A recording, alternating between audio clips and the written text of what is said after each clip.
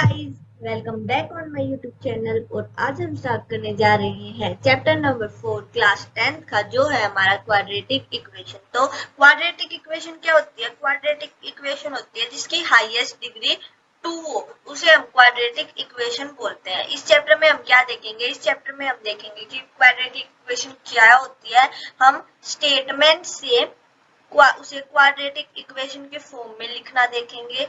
हम देखेंगे कि क्वाड्रेटिक इक्वेशन के रूट्स कैसे निकालते हैं। रूट्स मतलब सॉल्यूशंस। तो सॉल्यूशंस हम कैसे निकालते हैं, मैं आपको दो मेथड बताऊंगी।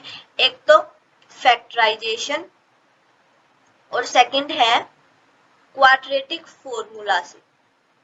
तो ये दो मेथड हम देखेंगे आज। फैक्टराइजेशन, जिसको हम स्प्लिटिंग टर्म मेथड भी बोलते हैं, और क्वाड्रेटिक फॉर्मूला। तो चलिए स्टार्ट करते हैं हम अपना चैप्टर। तो क्वाड्रेटिक इक्वेशन क्या होती है? क्वाड्रेटिक इक्वेशन एक ऐसी पॉलिनोमियल होती है जिसको हम जीरो के साथ इक्वेट कर सकते हैं, या फिर जिसको हम ax² plus bx plus c is equal to 0।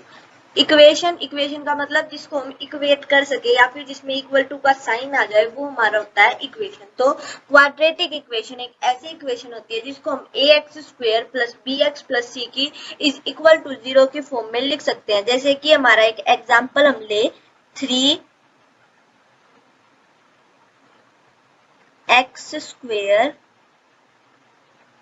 Plus 7x minus 6 is equal to 0। तो जो ये हमारी इक्वेशन है, इसको हम क्वाड्रेटिक इक्वेशन बोलेंगे। एक तो ये ax² b plus bx plus c की फॉर्म में है, एक इसकी हाईएस्ट डिग्री 2 है। तो जिस भी इक्वेशन की हाईएस्ट डिग्री 2 होगी, वो कौन सी इक्वेशन होगी? वो एक क्वाड्रेटिक इक्वेशन होगी। ठीक है। तो नेक्स्ट है standard form of quadratic equation. तो जो ये हमारी ax² plus bx plus c वाली जो ये फॉर्म होती है, इसी को हम स्टैंडर्ड फॉर्म ऑफ इक्वेशन बोलते हैं। और इसमें जो a b c है, ये रियल नंबर होते हैं, और जो हमारा a होता है वो 0 के इक्वल कभी नहीं होता। मीन जो a है वो 0 नहीं हो सकता, और b और c 0 हो सकते हैं, लेकिन a 0 नहीं हो सकता। नेक्स्ट है roots of a quadratic equation. Roots बोल लें या फिर हम बोल लें इनको क्या, सॉल्यूशंस। तो जो जहाँ पे हमारी जब हम x की वैल्यू पुट करेंगे, जब वो इक्वेशन 0 के इक्वल आ जाएगी, उनको हम बोलते हैं रूट्स या फिर सॉल्यूशंस। इसके दो मेथड्स हैं सॉल्यूशंस निकालने के। फर्स्ट तो है फैक्टराइजेशन मेथड, और सेकंड है क्वाड्रेटिक फॉर्मूला। तो फैक्टराइजेशन मेथड को हम क्या बोलते हैं? Factorisation method means splitting term method, और क्वाड्रेटिक फॉर्मूला जिसमें हम डिस्क्रिमिनेट फाइंड आउट करके फिर निकालते हैं। हम आगे देखेंगे। तो फैक्टराइजेशन मेथड देखते हैं हम पहले।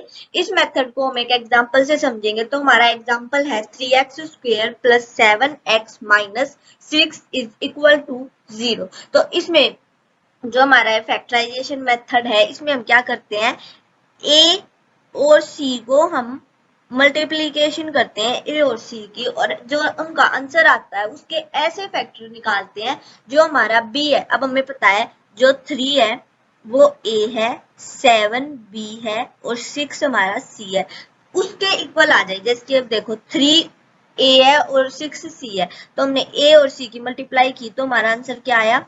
-18। अब हमें ऐसे फैक्टर करते हैं कि जब हम उनको मल्टीप्लाई करें तो -18 आए, और जब हम उनको ऐड करें तो या फिर सब्ट्रैक्ट करें तो हमारा 7x आए, प्लस का 7x। तो ऐसे कौन से फैक्टर्स हो सकते हैं? ऐसे हो सकते हैं 9 और -2, क्योंकि जब हम 9 और -2 को ऐड करेंगे तो हमारा 7 भी आएगा और -18 भी आएगा। तो हम इसको ऐसे लिख सकते हैं 3x² plus 9x minus 2x minus 6 is equal to 0। ठीक है, अब देखो, अब हम इनके दो पेयर बना लेते हैं फिर नेक्स्ट में, जैसे कि 3x स्क्वायर प्लस 9x और माइनस 2x और माइनस 6 का। तो अब देखो 3x स्क्वायर और 9x में से क्या कॉमन आ रहा है, तो 3x कॉमन आ रहा है, 3x कॉमन आ गया। अब 3x कॉमन आ गया तो क्या बच गया, x बच गया, और यहाँ 3x कॉमन आ गया था तो क्या बच गया था, 9 की टेबल में 3 तो 3 बच गया। तो 3x स्क्वायर प्लस 9x में से 3 कॉमन आ गया तो हमारा 3x कॉमन आ गया, तो x स्क्वायर था, x भी गया 3 भी गया तो x बच गया, और 9x था, 9x मीन्स 3x से जब 9x को डिवाइड करते हैं तो 3x, 3 की टेबल में 9 आता है और x तो जा ही चुका तो हमारा 3 बच गया। ऐसे नेक्स्ट में अगर हम देखें तो देखो माइनस भी कॉमन है और x तो है ही नहीं, तो क्या कॉमन है, -2 कॉमन है इसमें। अब -2 कॉमन आ गया तो -2 तो आ ही गया, अब x बच गया। और यहाँ देखो माइनस कॉमन आ गया, माइनस गया तो क्या बच गया, प्लस, क्योंकि माइनस हमने कॉमन ले लिया, और 6 है तो 2 कॉमन तो क्या बच गया, 3 इज इक्वल टू 0। ठीक है, ये हमारी होती है फैक्टराइजेशन। अब आगे देखो, तो एक चीज का और ध्यान रखना है, जो ब्रैकेट के अंदर वाली डिजिट्स होंगी जैसे कि x+3 और x+3 वो दोनों हमेशा सेम होंगी। तो देखो अब एक तो हमारा बना 3x माइनस 2 और एक हमारा बना x plus 3 is equal to 0। ठीक है, अब देखो जब हम 3x माइनस 2 को इक्वल टू 0 करेंगे, तो यहाँ तो कित करती हूँ मैं,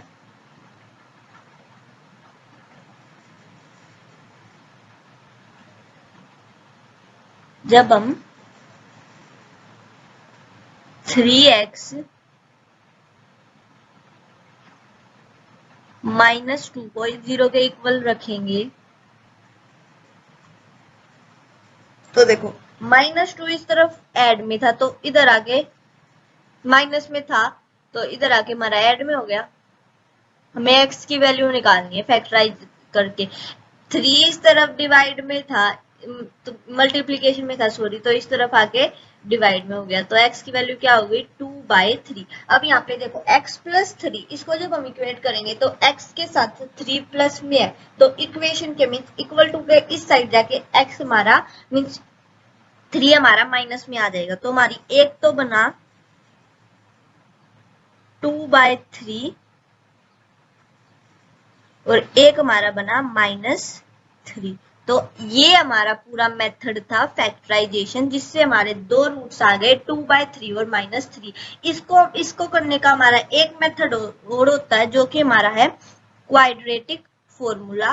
तो या तो हमारे क्वेश्चन में क्या होता है कि दे रखा होता है कि हमें किस मेथड से फाइंड आउट करना है, फैक्टराइजेशन से या फिर क्वाड्रेटिक से, या फिर हमें नहीं दे रखा होता तो हम फैक्टराइजेशन से भी कर सकते हैं और क्वाड्रेटिक फॉर्मूला से भी कर सकते हैं। एक आपका टॉपिक था स्क्वेयरिंग करके, वो आपका सिलेबस से डिलीटेड है तो वो करने की जरूरत ही नहीं है। तो अब हम देखते हैं क्वाड्रेटिक फॉर्मूला। तो क्वाड्रेटिक फॉर्मूला हमारा -b प्लस माइनस √d/2a होता है। √d मीन जो है d है इसको हम बोलते हैं डिस्क्रिमिनेट, d को हम बोलते हैं डिस्क्रिमिनेट।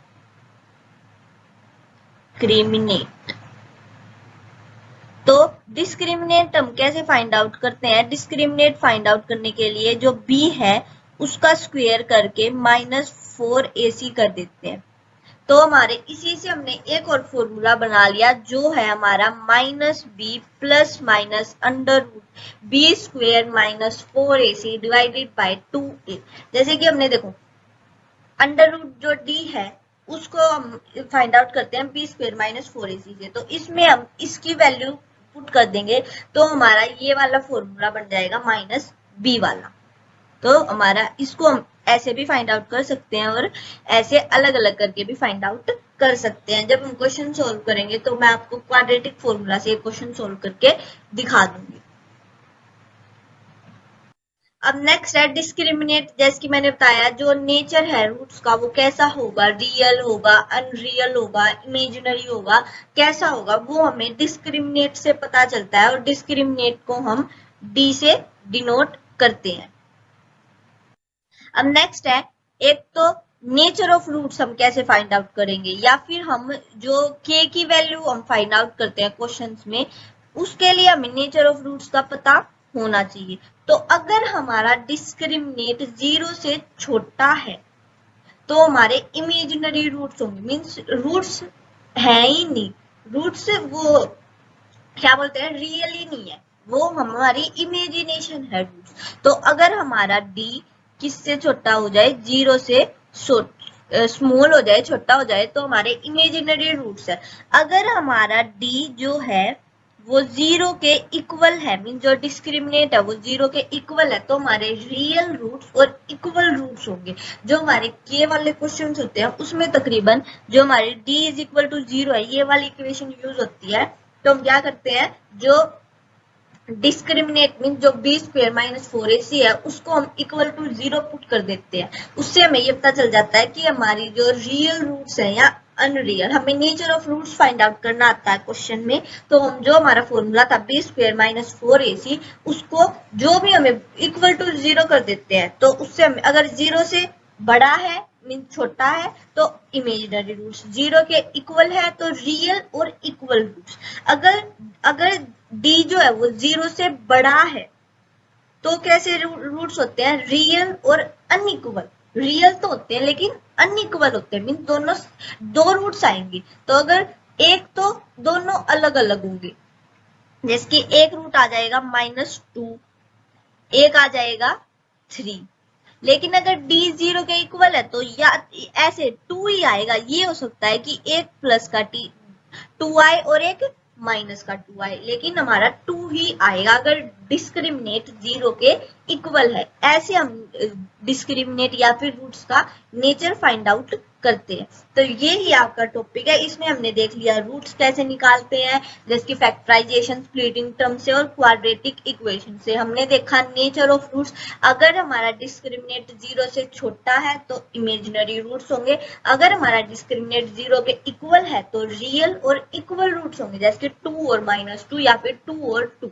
अगर हमारा डिस्क्रिमिनेट 0 से बड़ा है तो हमारे रियल लेकिन अनइक्वल रूट्स होंगे, ठीक है। और अगर अनइक्वल रूट्स में भी अगर हम देखें, अगर डी परफेक्ट स्क्वायर है तो हमारे रैशनल नंबर, रैशनल वाले रूट्स आएंगे, जैसे कि रैशनल रूट जो मैं बताया जो p/q के फॉर्म में हो सकते हैं। और अगर हमारा डी जो है वो परफेक्ट स्क्वायर नहीं है तो हमारे इरेशनल रूट्स आते हैं। ये कोई जरूरी नहीं है, मैंने वैसे बता दिया, लेकिन बस ये 3 चीजें याद रखो। अगर डी 0 से छोटा तो इमेजिनरी रूट्स, डी 0 के इक्वल तो रियल और इक्वल रूट्स, अगर डी 0 से बड़ा है तो हमारे रियल लेकिन अनइक्वल रूट्स होंगे। तो ये आपका चैप्टर खत्म होता है। आई होप आपको ये वीडियो समझ में आया हो। अगर आपको ये वीडियो अच्छी लगी हो then do subscribe to our channel let's be smart yes. और नेक्स्ट वीडियो में आप एक्सरसाइज हम स्टार्ट करेंगे 4.1, उसमें हम स्टेटमेंट से क्वाड्रेटिक इक्वेशन बनाना सीखेंगे। Thank you for watching.